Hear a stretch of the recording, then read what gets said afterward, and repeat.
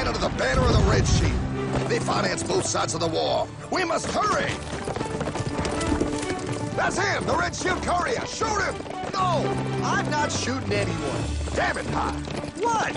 He beat everyone back with the news of the war and told England that Napoleon won. The Red Shield backers in London pretended that England was doomed and started selling their English stocks. The English went into a selling frenzy to get rid of worthless English money. But the English won, right?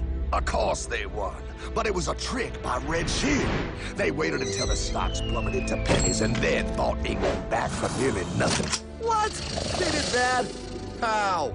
When the English leaders found out, they had no choice but to give themselves over to the Red Shield. Their money was gone, and they were slaves to the Red Shield war debt.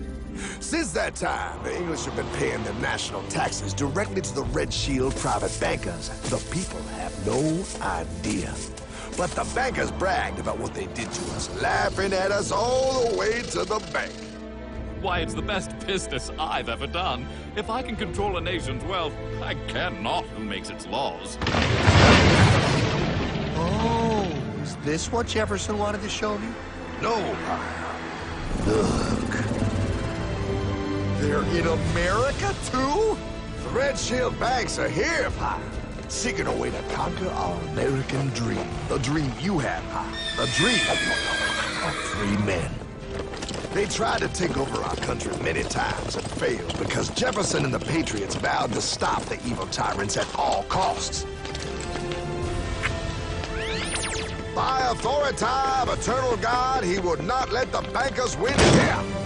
To preserve our independence, we must not let our rulers load us with perpetual debt. We must make our choice between economy and liberty or profusion and servitude. Wow.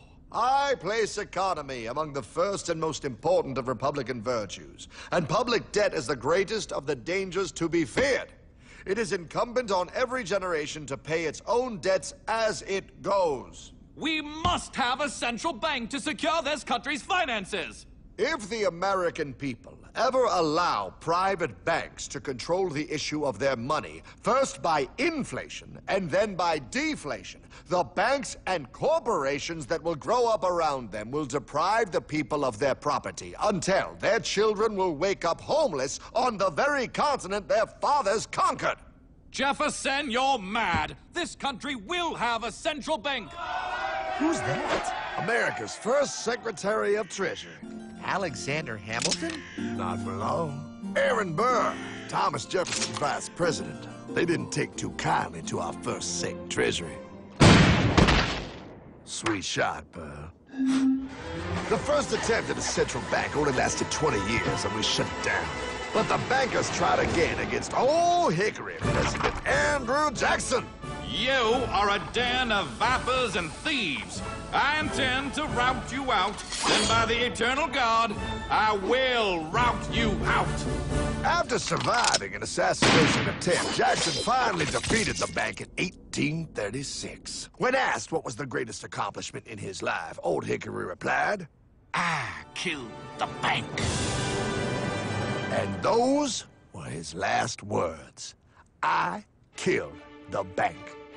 And with real money backed with real gold, our country experienced the greatest boom in any nation's history. Oh, it was beautiful, pal. But the bankers, greedy for more power and wealth, were concocting their most ambitious plan yet to once and for all take control of the finances of the United States. In 1910, a secret meeting was held at the J.P. Morgan estate on Jekyll Island off the coast of Georgia. This meeting was so secretive, so concealed from government and public knowledge that the 10 attendees used code names. I am clearly the richest man, so I should be the one to run the super-secret central bank. I own all the oil in America. I'm clearly richer than you will ever be, hula girl. I should run the super-secret central bank. You're nothing compared to me, lube job. I shall run the secret bank. Silence! Supreme Master Leader, I didn't know you were gonna be here. I'm not. Neither are you, dumbass. Oh, yeah, right. He's so smart. None of you shall run the bank. We have failed in the past because of openness. This time, the key to success is secrecy. The people must believe that they run the bank. Yes, brilliant! A sneak attack. What's the plan? We first create panic, then we show them the solution. With our man in office and well-planned timing, we will have our central bank. And so the people think it is theirs. We shall christen it Federal. The Federal Reserve.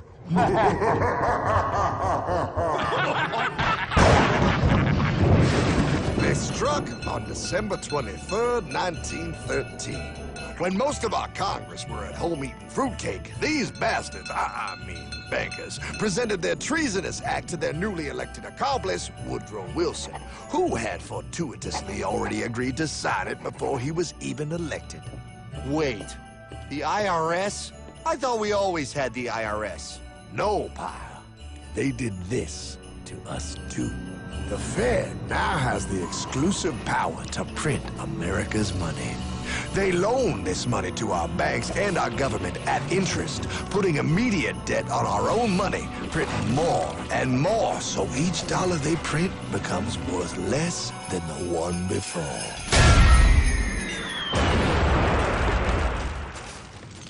Merry Christmas.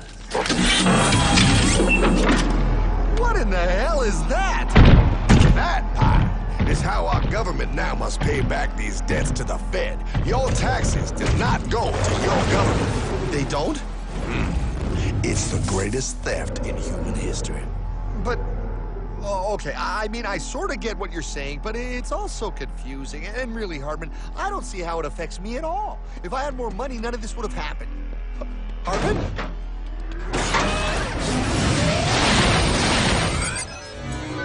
1955? Wow, what are we doing here? Oh, a little bit of shopping. Here, hold this. Gallon of gas, 23 cents.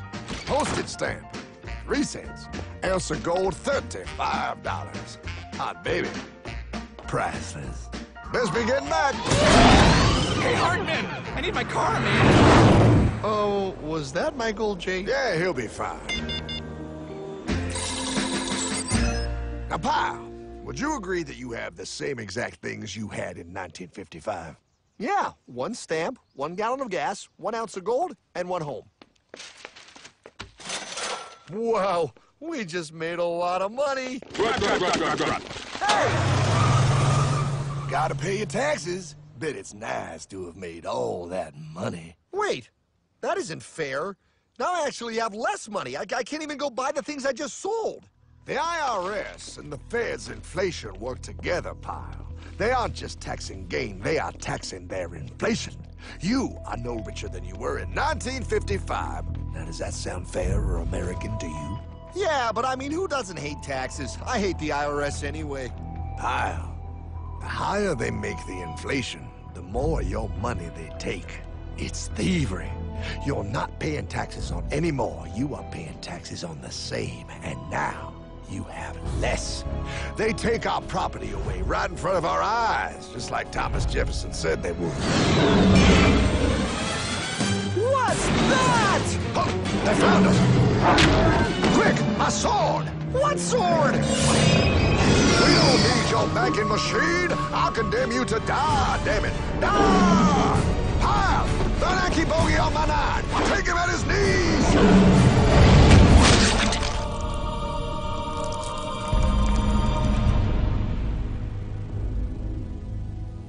For we are opposed around the world by a monolithic and ruthless conspiracy that relies primarily on covert means for expanding its sphere of influence. What's happening? Where am I? I believe perhaps you understand now, pal, but you are afraid. JFK. Hartman, what does this have to do with my house and my dog? Oh, okay, that's enough. I want to go home now. This is the last president to stand up to the Fed. You must see. On June 4, 1963, President Kennedy signed Executive Order 11110. This executive order empowered the U.S. Treasury to issue real money without the Fed. It would have worked. Kennedy's plan to dismantle the Federal Reserve machine had begun. But 6 months later, John F. Kennedy went to Dallas and never returned. No way. No way they could do that. The new president, Lyndon Johnson, threw out Kennedy's order. And since JFK, no president has dared confront the secret powers behind the Federal Reserve. They consolidate bigger and bigger banks, print more and more money, accountable to no one, decimating our nation's wealth for the benefit of a few. Why? Why do this? If they hurt us, it hurts the global bankers too. No, Pyle. They are protected. They are too big to fail. But I'm not. Those sons of bitches! Sons of bitches all.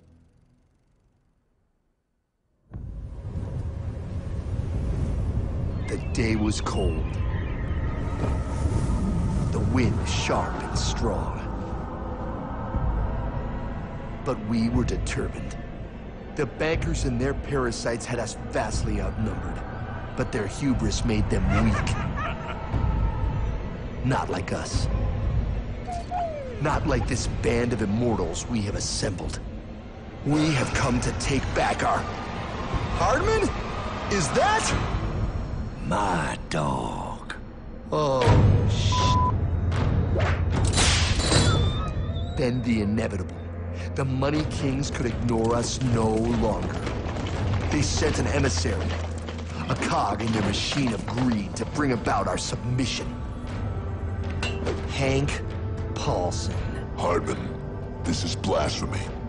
We own the corners of the earth. It is futile to challenge us. Oh, I've seen that look before. That of a predator taking in the scent of its prey. Bold, fearless, the look of a free man. You have come far, Hardman. Farther than most. Be smart now. Join us. We will bring you money, power, everything you want. You can be one of us, if you will kneel.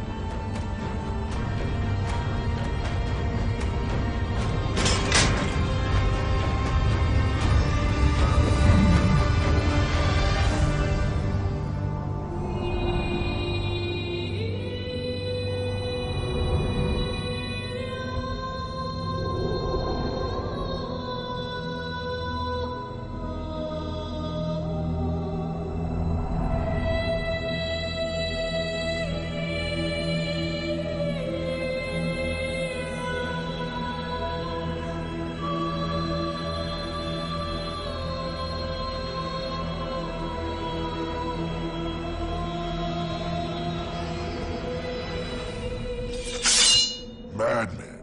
You're a madman. We're offering you everything. What do you think this is?